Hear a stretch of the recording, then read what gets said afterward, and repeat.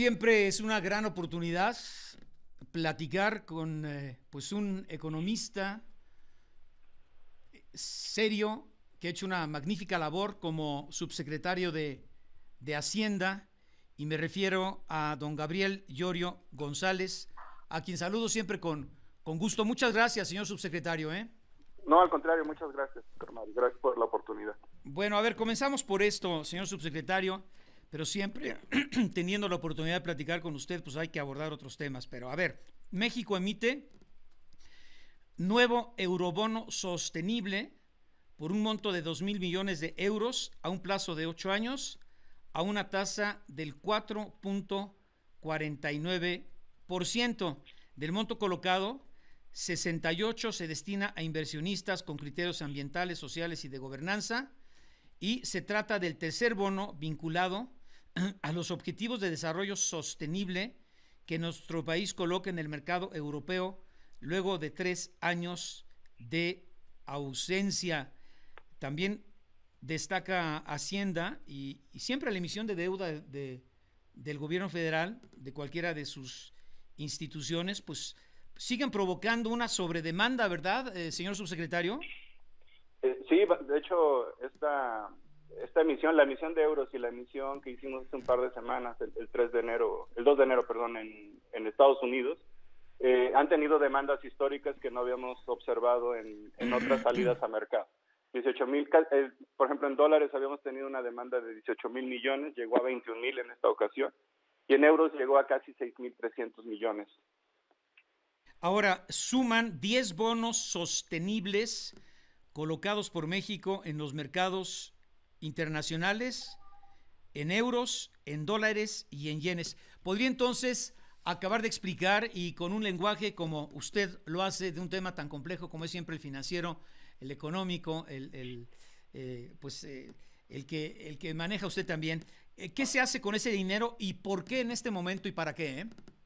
No, sí, por supuesto, y te agradezco de verdad la oportunidad, porque hay que recordar que el marco de referencia, es decir, la forma en la que se estructuran bonos sostenibles, lo construimos en 2020, y en 2020 fue la emisión inaugural, la primera emisión de bonos sostenibles de México, y fue en el mercado europeo, por una emisión de 750 millones de euros, y a partir de ahí hemos ido emitiendo estos bonos sostenibles en los mercados de dólares, en el mercado de euros y en el mercado de yen.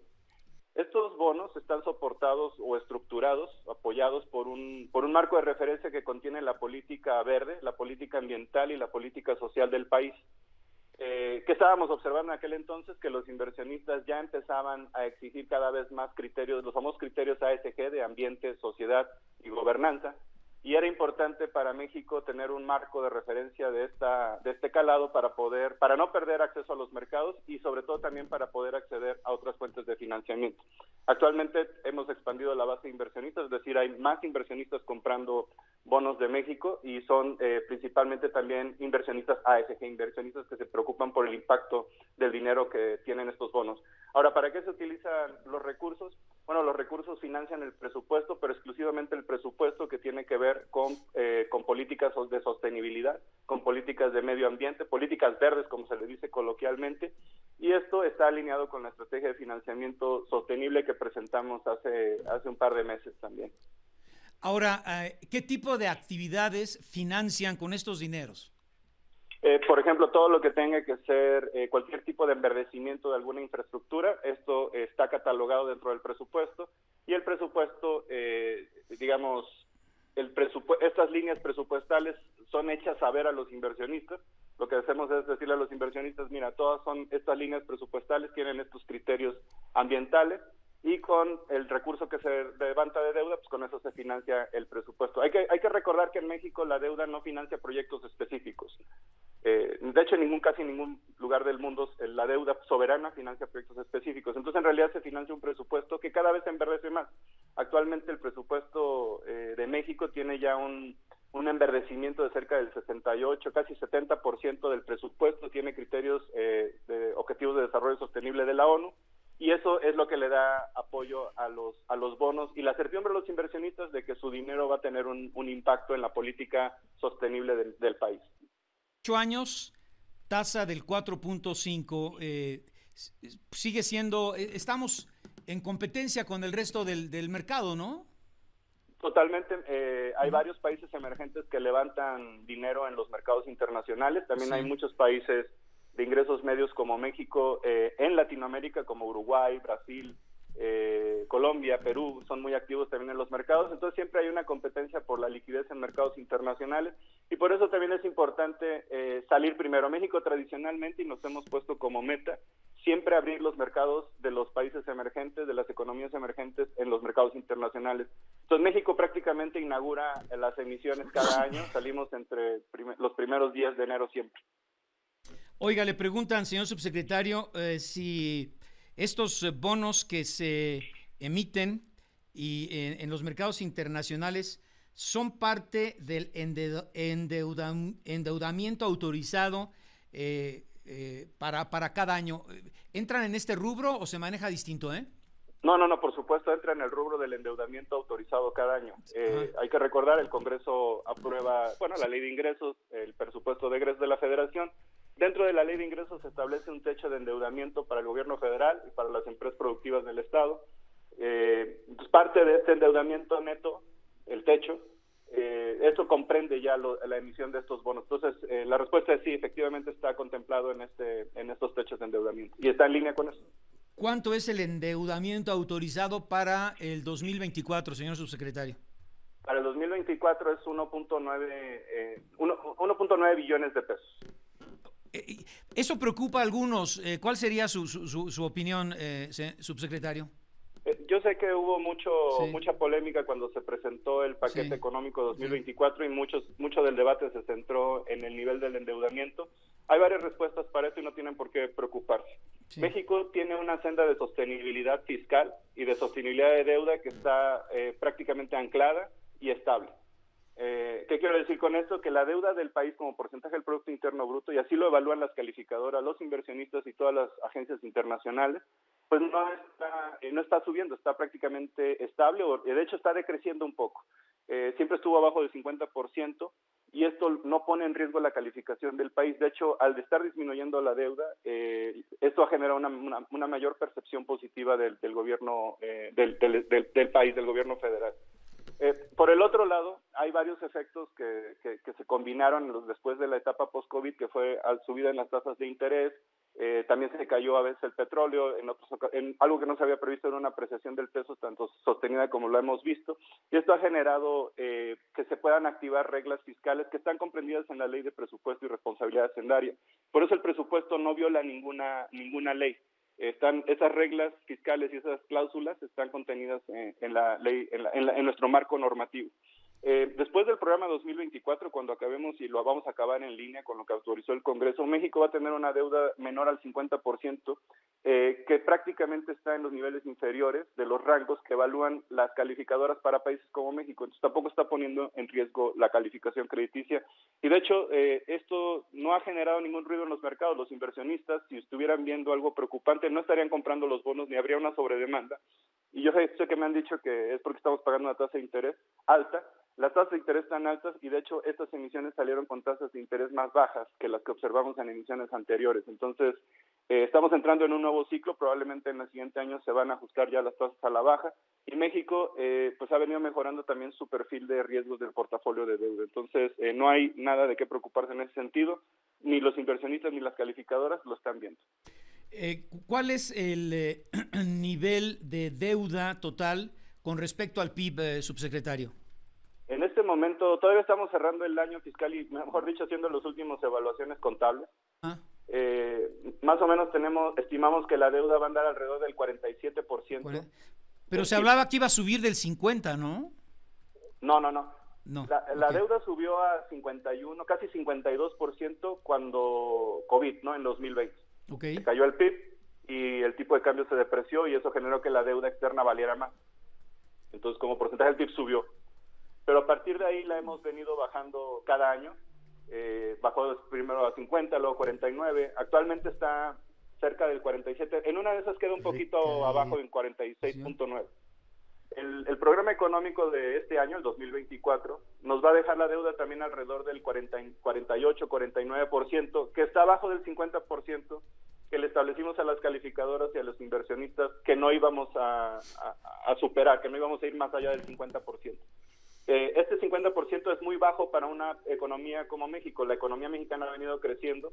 La economía del presidente López Obrador es mucho más grande que la que vimos en administraciones anteriores, y esto está generando que la deuda como porcentaje del PIB esté en una senda de sostenibilidad que todo el mundo a nivel internacional está viendo bien. Entonces, ¿estamos en cuánto? ¿40 y qué? Actualmente estamos alrededor del 47. La cifra oficial se las daré en un par de semanas que terminemos ya los últimos evaluaciones. Bien, si me permite, señor subsecretario, sé que tiene una agenda apretadísima, pero siempre es una oportunidad platicar con usted. Estoy con el señor subsecretario de Hacienda, don Gabriel Llorio. Bueno, regreso a platicar con don Gabriel Llorio, subsecretario de Hacienda. Hablaba usted que hay un manejo prudente de la deuda externa total de México, y que con respecto al PIB dijo usted, cerrará el 24 por debajo del 50% del valor de la producción de bienes y servicios, subsecretario. Sí, por debajo del 50%, sí. de manera puntual sería 48.8 como se aprobó en el Congreso. Okay. Sin embargo, siempre como lo aprueba el Congreso quedamos abajo. Para el año pasado el Congreso aprobó alrededor del 47.8 y vamos a cerrar abajito del 47. Oiga, es una pregunta al auditorio, la voy a poner en términos sencillos. Dicen, ¿por qué hay países que su deuda pública en relación a su Producto Interno Bruto rebasa al 100% y siguen teniendo los fundamentales en una posición fuerte? Después de la pregunta del auditorio, por ejemplo, Japón sí. Está en el 200, no sé de cuándo sean estos datos, 262%. Bueno, Venezuela 157, pero Venezuela está quebrada, ¿no?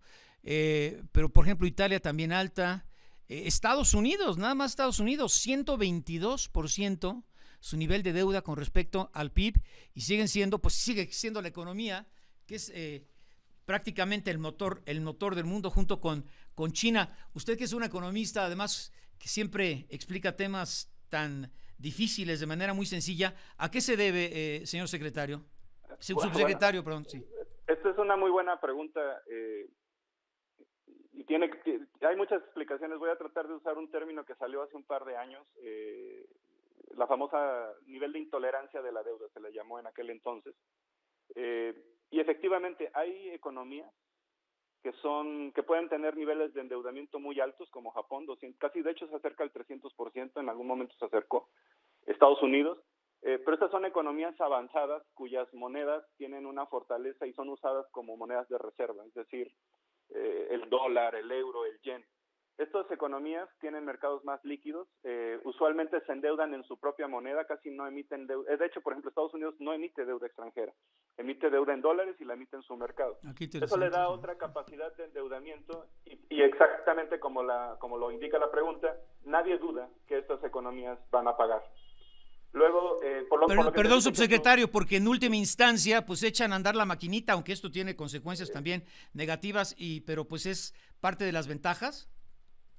Bueno, también, digamos, en el caso de Estados Unidos, en los últimos años, cuando la tasa de interés en Estados Unidos llegó a 0 y expandes el endeudamiento, pues es similar casi a imprimir dinero. Sí, eso genera inflación, pero la inflación la trasladan al extranjero, entonces ellos tienen la ventaja de lo que se llama el señoreaje internacional. Okay. Ahora, ¿esto qué significa? Lo que se dice es que estas economías tienen una alta tolerancia a la deuda. Hay otras economías emergentes o que están emergiendo, como México, o de emergidas, como de hecho ahora se le cataloga a México como una economía emergida. Estos países con ingresos medios altos, con acceso a los mercados, tienen un menor nivel de tolerancia a la deuda, es como se le conoce. Los países de Latinoamérica usualmente también son catalogados así.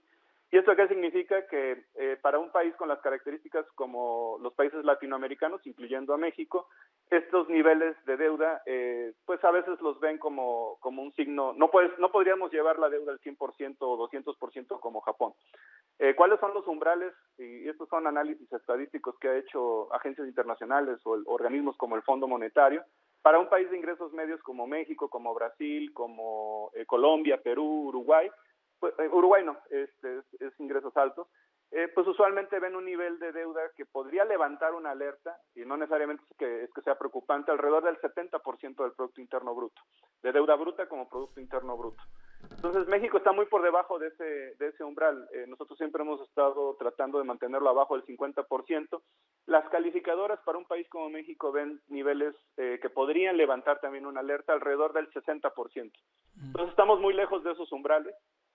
Por ejemplo, un país como Uruguay, que es de ingresos altos, que es emergente, que tiene acceso a mercados, pues usualmente le dan un poquito más de margen los mercados de donde se empiezan a preocupar. Ahora, esto no es una ciencia exacta, la verdad es que son análisis estadísticos econométricos que se han ido identificando. Hay otros países como Jamaica que también rebasan más del 100% del Producto Interno Bruto, no son de ingresos altos, no son economías avanzadas, de hecho son economías muy pequeñas, insulares, y tienen problemas de endeudamiento muy fuertes, y por eso tienen continuamente el artículo 4 del Fondo Monetario Internacional. Nosotros no hemos tenido que recurrir a nada de eso y tenemos acceso a los mercados, y creemos que un 50% de deuda es saludable, es aceptable y está en una senda de sostenibilidad para el país, y los inversionistas lo están ponderando de manera positiva. Y aquí la desventaja comparativa de México frente a todas estas naciones, que qué interesante lo que dice usted, es que ellas se endeudan en su propia moneda, ¿no? Japón, que casi llega al 300%, rebasa al PIB por 300% en cuanto a nivel de deuda. Aquí México, pues, ¿en cuántas monedas está endeudado? Pues mira, nosotros en algún momento México manejó más allá del dólar, del euro y del yen, la libra esterlina y el franco suizo, además del peso. Ajá. Actualmente solo manejamos dólares, euros, yenes, pero principalmente nuestra deuda está en pesos. Esto es muy importante. Cuando llegamos en 2018, 2019, cuando empezó la administración, el portafolio estaba dividido en un 80-20%, o sea, el 20% de la deuda total del país estaba en moneda extranjera, pueden ser dólares, euros o yenes, y el 80% de la deuda estaba en pesos mexicanos.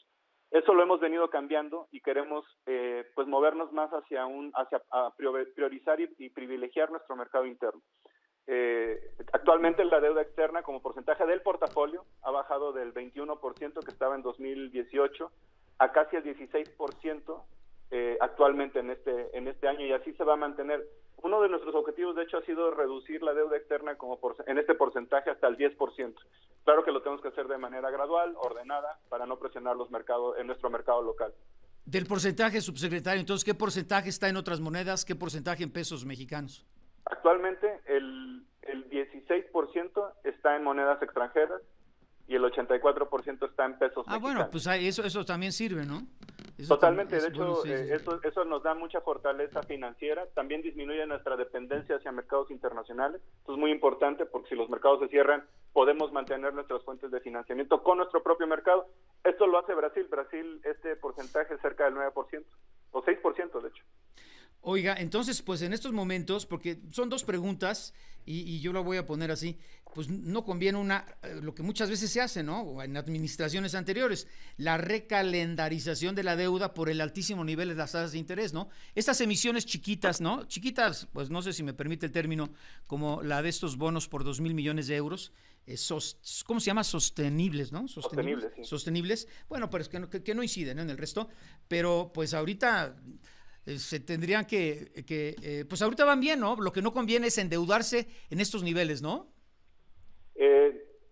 A ver, esa pregunta es muy buena y es muy interesante porque las tasas efectivamente están altas porque todos los bancos centrales subieron la tasa de interés.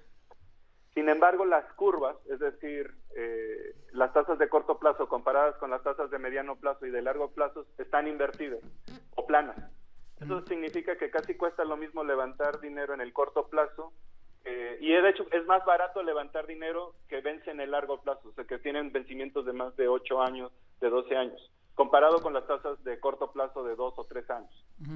Entonces esto permite de hecho hacer ejercicios de refinanciamiento porque se puede pagar deuda cara de corto plazo por una deuda que es más barata con un instrumento de largo plazo. Entonces este fenómeno, que es que la curva está invertida, permite continuar haciendo ejercicios de refinanciamiento donde se gana en reducción del servicio financiero, y además también ya se espera que las tasas de interés empiecen a bajar en nuestro mercado local y ya están bajando a nivel internacional en los mercados, en el mercado secundario. Entonces esto nos permite ya comenzar a poder financiarnos de manera más barata, y de hecho es muy probable que vamos a entrar ya en un ajuste de tasas a la baja y la deuda va a salir más barata. Sí. Pero ¿de dónde va a venir la mayor parte del financiamiento para este año? Le hace también deuda, obviamente, ¿no? Uh-huh. Del financiamiento aprobado por el Congreso como techo de endeudamiento, la mayor parte va a venir de las emisiones que estamos haciendo en pesos en nuestro mercado local. En pesos, ¿no? Claro, sí, en pesos. Oiga, en donde, pues obviamente, y usted siempre lo ha dejado muy claro, la fortaleza del peso se debe en gran parte, bueno, pues a muchos factores, ¿no? Remesas que están en unos niveles enormes, ¿no? Enormes históricos, pero también ahí está la parte de por qué tanto dinero y de dónde viene, ¿no? Bueno, en fin, lo que sea. Pero, pues el diferencial en tasas, ¿no? Que sigue siendo como casi 6 puntos con respecto a CETES, ¿no? El diferencial de tasas es uno de los factores que está explicando. Sin embargo, hay que recordar también que la teneduría de extranjeros en bonos mexicanos en México ha disminuido. El diferencial que estamos pagando, de hecho, yo considero que está un poco grande, es demasiado. Sí. Sin embargo, hay otras economías en Latinoamérica que están pagando más y no se está viendo estos resultados, no se está apreciando su moneda, no está llegando inversión extranjera directa. México, efectivamente, tiene flujos de dólares importantes que vienen de inversión extranjera directa, que vienen también de inversión financiera, las remesas es otro flujo, y eso le está dando fortaleza a nuestro tipo de cambio, pero la fortaleza del tipo de cambio no la explica solamente las remesas. Hay varios factores entre ellos, y todos ellos tienen como factor común la estabilidad financiera, la estabilidad macrofiscal, la política fiscal y monetaria ordenadas que están generando una percepción muy positiva del país. Y el crecimiento, estamos creciendo arriba entre el 3 y el 4%. Sí, usted y el señor secretario han hecho una magnífica labor ahí, por eso hay tanta confianza con todo y todo en el futuro de México para nuevos negocios, ¿no? Pero bueno, en relación a lo que usted decía, tomando nada en cuenta el diferencial de tasas CETES, papel gubernamental mexicano, obviamente, frente a bonos del Tesoro norteamericano, pues son inversiones golondrinas, ¿no? Decía usted, igual como llegan, también se van, ¿no? Esta es la verdadera fórmula de la información. Bueno, regreso pues a la parte final de esta charla, y no porque yo quisiera, pero le reconozco al señor subsecretario, tiene una agenda apretadísima, y señor subsecretario, con tantas pausas que son pues comerciales, pero también se agregan los absurdos mensajes de los partidos políticos. Yo le aprecio y le reconozco siempre su paciencia para con este espacio, porque nos da la mano y le tomamos todo el brazo, pero no puedo desperdiciar en beneficio de nuestro auditorio, pues cuando tenemos la oportunidad de platicar con un economista de la talla de don Gabriel Llorio. Gracias, subsecretario, y bueno, ya pues unos minutitos más, son muchísimas preguntas. Pues hemos abordado muchísimos temas y hablábamos ya rápidamente, porque nos atropelló la guillotina, de este diferencial de tasas CETES, bonos del Tesoro, México, Estados Unidos, que bueno, pues igual que llega esta lana se puede ir, pero a diferencia de otras naciones en donde usted decía, pues también existe incluso un diferencial mayor. Creo que con Venezuela, pues estoy exagerando, iba a decir 30 puntos, no sé cuántos puntos son allá, pero pues nadie quiere invertir en esa carcacha de país, ¿no? Bueno, sí, hay algunas economías en Latinoamérica que de hecho no han perdido el acceso al mercado, no han podido emitir. Sí. Otras están emitiendo, pero están emitiendo más caro. El riesgo país, como se conoce este diferencial entre las tasas de México y las tasas del Tesoro americano, por ejemplo, han venido disminuyendo considerablemente. Y yo más bien lo que me gustaría resaltar es la deuda se las hemos estado manejando de manera muy responsable, hemos mejorado el portafolio, el perfil de riesgo de nuestro portafolio, la deuda externa vence en 20 años, la deuda interna tiene también un plazo de vencimiento que se ha venido ampliando en los últimos años con los manejos de deuda que hemos hecho. También hemos generado programas de cobertura que permiten disminuir el riesgo y la variabilidad o los efectos que pueda tener en el servicio financiero, que se mueva el dólar, que se muevan las tasas de interés en el extranjero. Entonces, el portafolio está sólido, es de bajo riesgo, la deuda está en un nivel de sostenibilidad menor abajo del 50%. Los umbrales para un país como México todavía de alerta están muy por arriba, no estamos muy lejos de esos umbrales.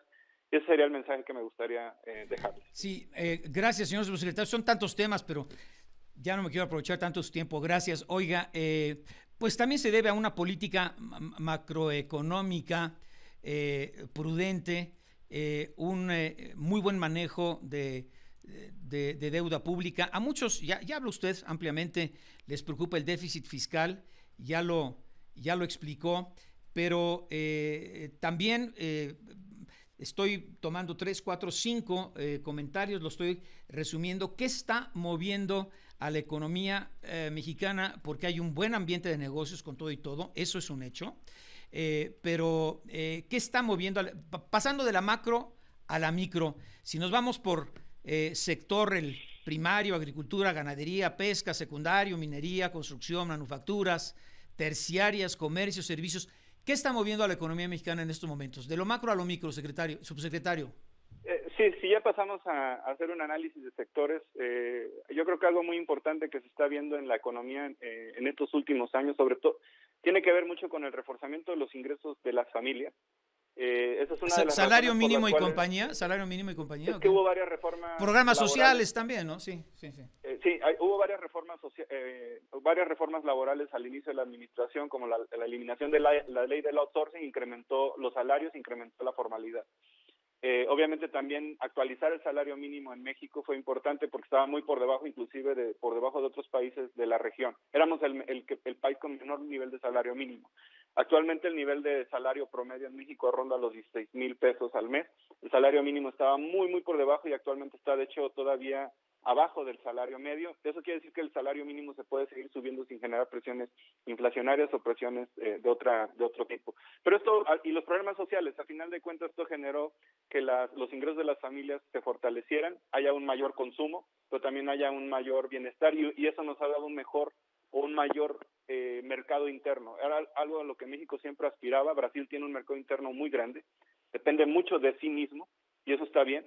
Y nosotros siempre estábamos aspirando a fortalecer nuestro mercado interno. Esta es la primera vez en la que el mercado interno se fortalece significativamente como lo hemos comparado con otras décadas.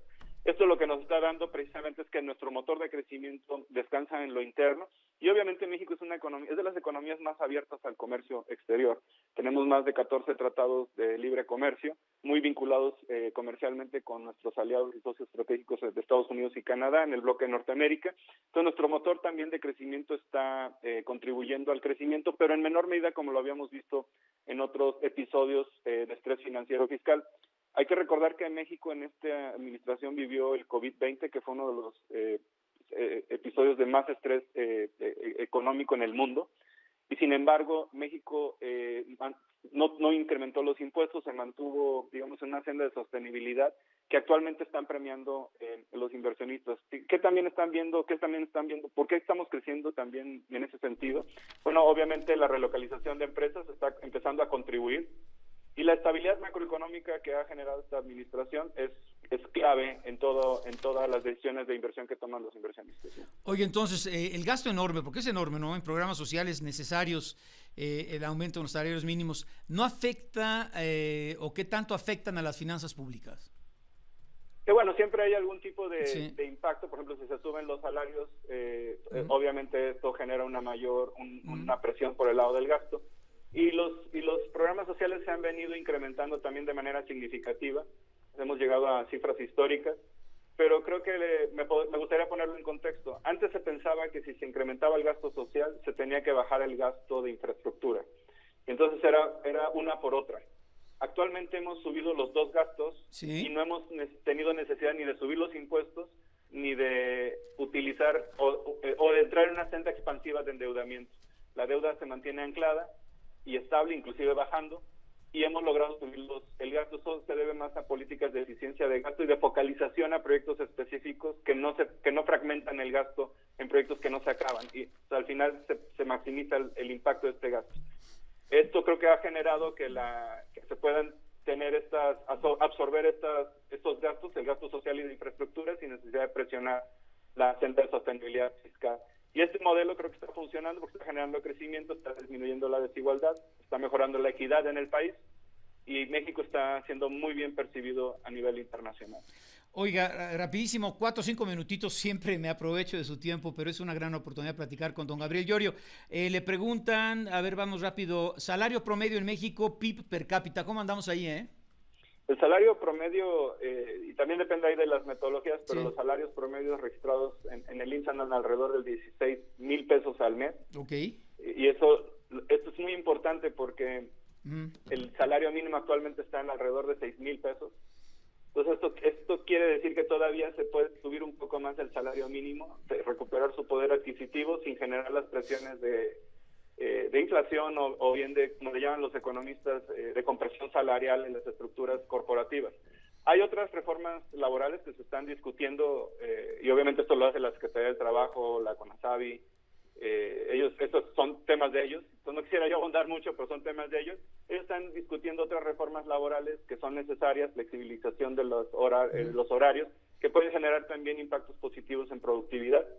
Y esto creo que es una agenda que va a continuar, que se le ha dado una prioridad en esta administración y es muy probable que va a continuar en los siguientes años. ¿El PIB per cápita dijo, perdón, subsecretario? El salario...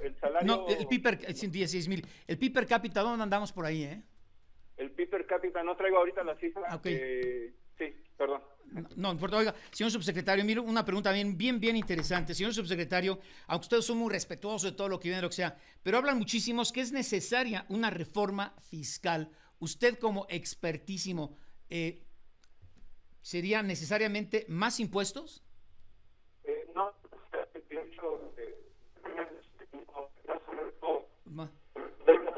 híjole, no, tenemos mala línea. Bueno. Señor subsecretario, es que tenemos mala línea. A ver, subsecretario, si ya podemos escucharlo, ¿no? No. A ver, Inge, ¿es culpa nuestra o es allá? Estoy platicando con el señor subsecretario de Hacienda, don Gabriel Llorio. Ya 2 o 3 preguntillas ya para no aprovecharnos, pero siempre es una gran oportunidad platicar con él. Señor subsecretario, sí. Adelante, sí, dígame. Ajá. No sé en dónde nos quedamos.